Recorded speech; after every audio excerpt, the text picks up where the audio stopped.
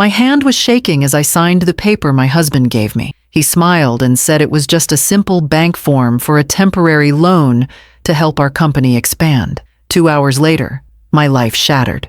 I found out that what I signed was not a loan document. It was a transfer of our $38 million business to a woman I had never seen before, a woman who, I would soon learn, was my husband's girlfriend. For 40 years, I believed loyalty built families.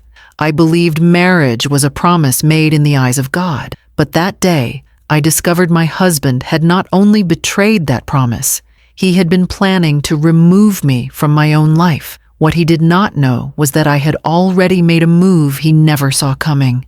And by the time he tried to destroy me, I had already taken everything back. Before I tell you how I outsmarted the man who tried to erase me, take a moment to subscribe and comment where in the world you are watching from, because this is not just my story. It is a warning for every woman who ever trusted the wrong person. My name is Eleanor Hayes. I am 68 years old, a mother of 2, and until recently, I believed I was living out my golden years alongside the man I helped build an empire with. My husband, Victor, and I started Hayes Industrial Supply when we were young and hungry. The company began in the back of my father's garage. My father, Robert Whitfield, was a decorated war veteran who taught me that discipline and honesty were the cornerstones of success. He invested his savings into our dream, and for decades Victor and I worked side by side, turning that small garage operation into a powerful manufacturing company that supplied equipment across the country. But with success came distance. Years passed, and Victor became more focused on board meetings, private trips, and appearances. While I handled employees, finances, and contracts, he handled his image. I did not mind. I believed that was our balance. I believed we were a team. Somewhere along the way, he stopped looking at me like a partner and started treating me like a formality. Our daughter Amelia lives in Chicago and works as a corporate attorney. She calls me every weekend and reminds me to take my vitamins and stay warm. Our son, Jonathan, lives in Florida. He has been distant for years, upset over old disagreements that Victor never allowed us to resolve. Most days, it was just Victor and me in our mansion overlooking the lake. From the outside, it looked like luxury. On the inside, something hollow had taken root. Recently, Victor changed. He became overly attentive, bringing me flowers, asking about my health, offering to drive me to appointments. At first, I was touched. I thought maybe he was afraid of losing me. But then he started bringing his brother, Charles, to every conversation. Charles is quiet, rarely expresses his own opinions, and always repeats Victor's words like a shadow. One morning, as I was reading by the fireplace, Victor approached me with a warm smile. He said the company needed a short-term bank loan to take advantage of a new contract. He said my signature was needed only because I was still the majority shareholder. I have signed many such papers over the years, so I did not question it. But when he placed his hand over mine, guiding the pen, something inside me froze. It was the way he looked at the paper, not like a businessman confident in his strategy, but like a man desperate to finish something before time ran out. That night, I could not sleep. I walked past Victor's study and saw his phone screen glowing. I heard him speaking softly. The voice on the other end was a woman's voice. She said, "Once she signs it tomorrow, it will all be under my name." Victor replied, "Do not worry. She has no idea what it is. After 40 years, she trusts me completely." My heart felt as if it had stopped. In that moment, I understood. This was not a mistake. This was a plan, one that had been developed behind my back. And it was not just betrayal. It was theft of my life's work. But what Victor did not know was that I was not as blind as he believed. I had already taken the first step to protect myself, and soon he would realize that the woman he underestimated was the woman who would end everything he had built on lies. The morning after I overheard Victor's secret conversation, I woke up with a clarity I had not felt in years. 40 years of marriage cannot be undone in a single night, but a single night can change everything you believe about your own life. I had spent decades seeing my husband as my protector, my partner, the man who stood beside me as we built everything from nothing. Now I saw him clearly, not as a husband, but as a strategist who had been waiting for the moment I became vulnerable enough to take down. The more I thought about it, the more the past began to rearrange itself in my mind. Every trip he took without me, every document he insisted on handling himself, every late-night phone call he dismissed as business matters. They were puzzle pieces, and now they all fit together. I walked downstairs and found Charles sitting at the kitchen table, sipping coffee and nervously tapping his foot. He looked up when I entered, forcing a smile that never reached his eyes. Victor entered seconds later, dressed in a suit, his energy jittery but confident. He kissed my cheek and told me we had a meeting scheduled at the bank to finalize the loan. I looked into his eyes, searching for any sign of regret or hesitation, but there was nothing. His expression was that of a man who believed victory was already his.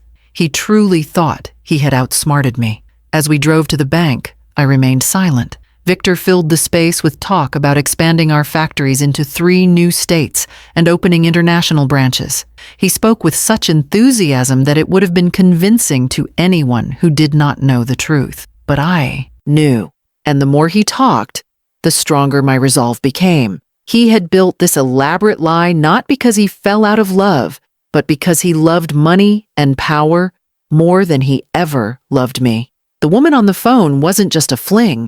She was part of his future plan, a future he expected me to be erased from completely. When we arrived, Charles stayed close to Victor, as if guarding him. The bank officer, a man I had never met before, greeted us with rehearsed politeness.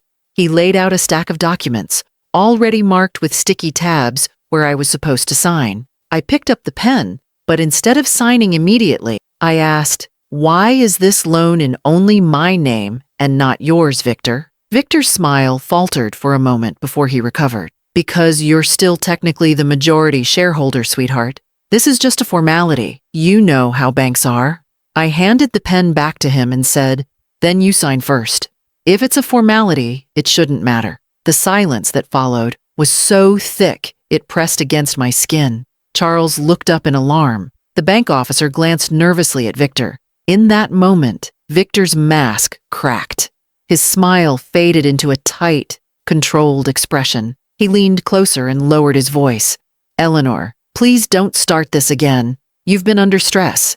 These documents are time-sensitive." Hearing him say that I was under stress was his signal. He was preparing to use the narrative that I was slipping mentally. This was part of his plan, to paint me as confused and unfit, so that no one would question him when he took control. My heart pounded, but I refused to show fear. I looked him in the eye and said, "If you believe I am no longer capable of understanding business matters, then you should have no problem admitting that you have no right to ask me to sign anything at all." Victor stood up abruptly, knocking his chair back slightly. Charles quickly placed a hand on his shoulder, urging him to stay calm. The bank officer, anxious and overwhelmed, excused himself to get the branch manager, leaving us alone in the room. It was in that silence that everything became clear. They were desperate. Victor had already promised my company to another woman, and if I did not sign, everything they had planned, every lie, every secret meeting would fall apart. On the way home, Victor didn't speak. His anger filled the air like smoke. When we arrived, he immediately went to his study and shut the door. I stood in the hallway, staring at the closed door, realizing that this was no longer just a marriage in trouble. This was a war over my identity, my life's work, my legacy. He thought I was cornered. He truly believed I had no idea how deep his betrayal went. But what he didn't know was that I had already contacted Amelia the night before. She was flying in that evening, and I was no longer fighting alone. I was preparing to strike back. The moment I stepped out of that bank, my marriage was no longer a partnership. It was a battlefield. Victor believed he had me exactly where he wanted, isolated, emotionally cornered, and legally vulnerable. But what he failed to see was that the woman he thought was afraid was now more focused than she had ever been in her life. The betrayal that was meant to weaken me instead sharpened every sense I had. When I got home, The first thing I did was lock my bedroom door and retrieve the small metal box I had hidden beneath a loose floorboard years ago. Inside were old documents, stock certificates, and most importantly, my father's original ownership agreement. The document Victor had forgotten existed.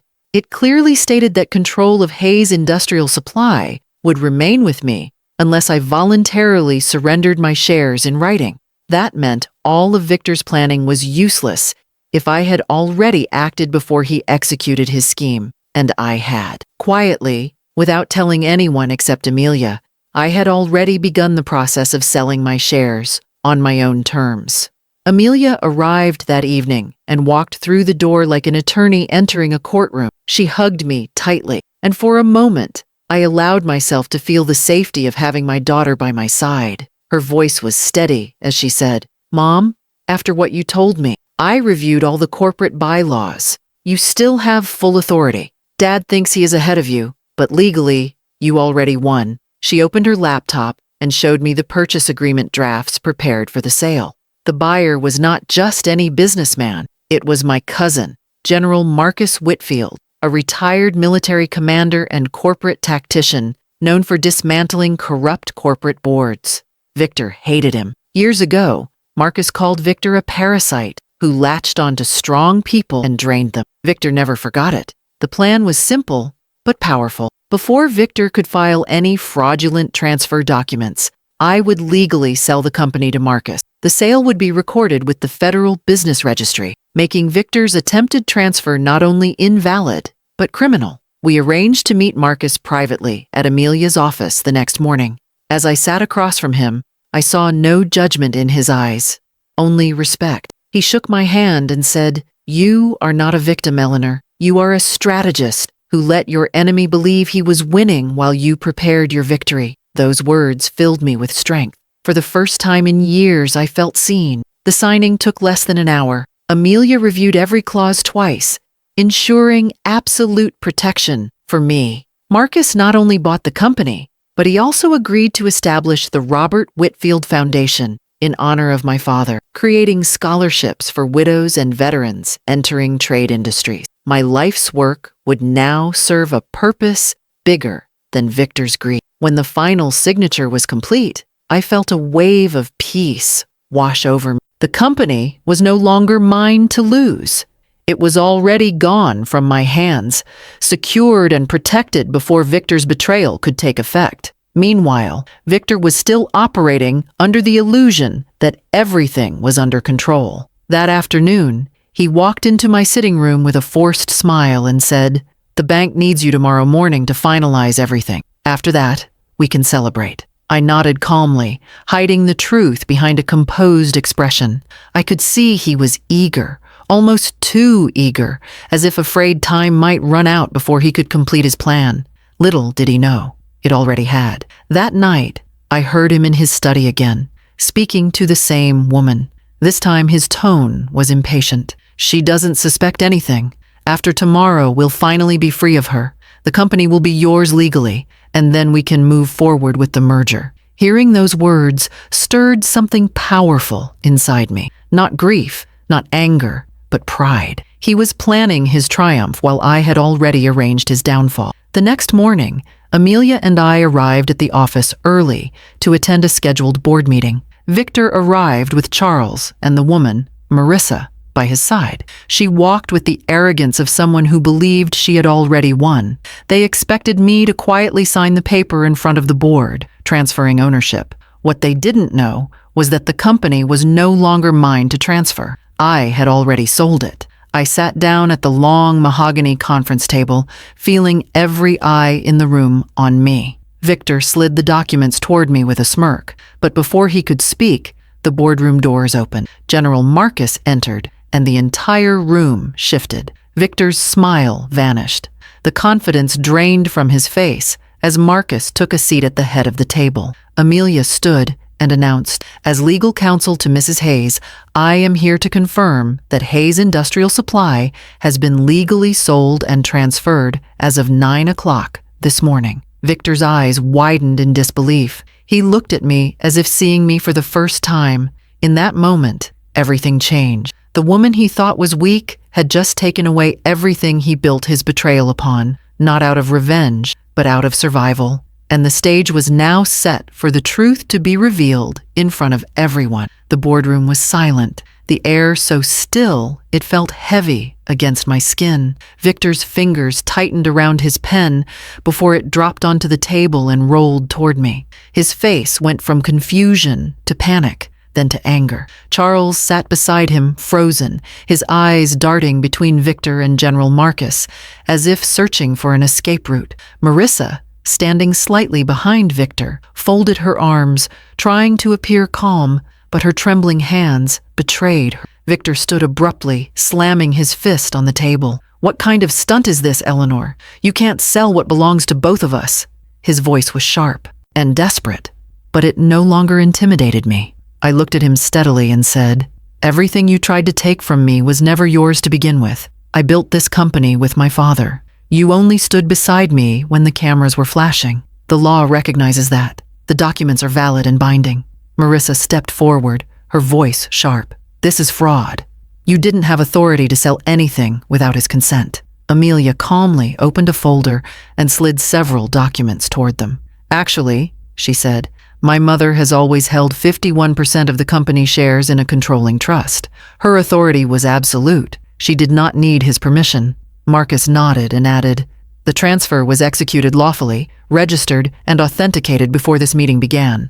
The United States Federal Registry now recognizes me as the sole owner." Victor's eyes darkened as the realization sank in. He tried to speak, but words failed him. He knew now that everything he had plotted was not only ruined, but his attempt to falsify ownership documents would be seen as criminal. His carefully constructed scheme had collapsed before he even had a chance to present it. The board members shifted in their seats, stunned by the unfolding drama. Most of them had long suspected Victor of unethical behavior, but had never dared oppose him. Now, with Marcus in control, they saw a new era. Some even appeared relieved. Victor's voice broke through the silence again, this time trembling. "Eleanor, you don't know what you've done. You've thrown away our future." His use of the word "our" made me feel nothing. The man standing before me was not my partner. He was the architect of my destruction.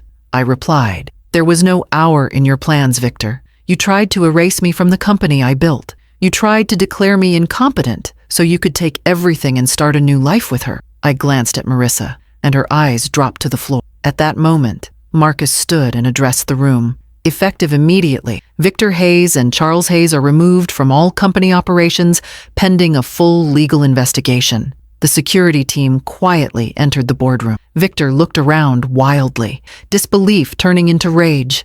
He tried to lunge forward, but the guard stepped in, placing a firm hand on his shoulder. "You can't do this to me," he shouted. "I made this company what it is." Marcus responded with calm authority. "You made this company unstable. Eleanor made it strong, and now she has secured its future from your greed." Marissa realized the floor was collapsing beneath her. She tried to inch toward the exit, but Amelia stepped into her path. "Marissa Lane, you are listed in recorded communications discussing fraudulent transfer of assets. You will also be named in the lawsuit." Marissa's confidence shattered, and she muttered, "Victor promised me the company. He said she wouldn't even understand what she was signing." Victor turned to her, fury in his eyes. "You ruined everything.